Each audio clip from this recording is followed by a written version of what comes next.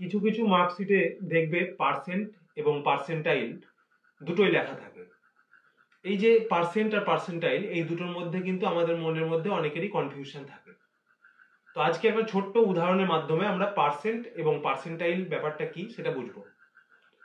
Percentage হচ্ছে, তুমি ধরো একটা পরীক্ষা দিলে এবং 70% নাম্বার পেলে, তার মানে হচ্ছে 100 নম্বরের মধ্যে তুমি নম্বর পেয়েছো 70, কিন্তু তোমার পার্সেন্টাইল ধরো 90।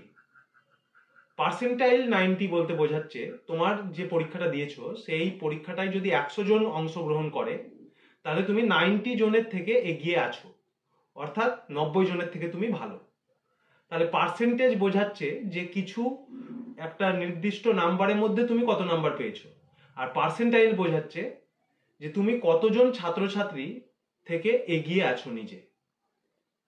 ব্যাপারটা দেখো তোমাদের মধ্যে ক্লিয়ার হলো কিনা। এই যে একটা সূক্ষ্ম ডিফারেন্স আছে এর মধ্যে, এটা অনেকেই গন্ডগোল করে এবং আমার অনেক ছাত্রছাত্রী জিজ্ঞেস করে এইচএস এর মার্কশিটে থাকে 90 পার্সেন্টাইল নাম্বার পেয়েছো, কিন্তু ও পেয়েছে 70% নম্বর। তো আমাকে অনেকেই জিজ্ঞেস করে, স্যার আমি তো 90% নাম্বার পেয়েছি। ওটা কিন্তু পার্সেন্টেজ নয়, 90 পার্সেন্টাইল নাম্বার পেয়েছে মানে ও 90 জন ছাত্র থেকে এগিয়ে আছে।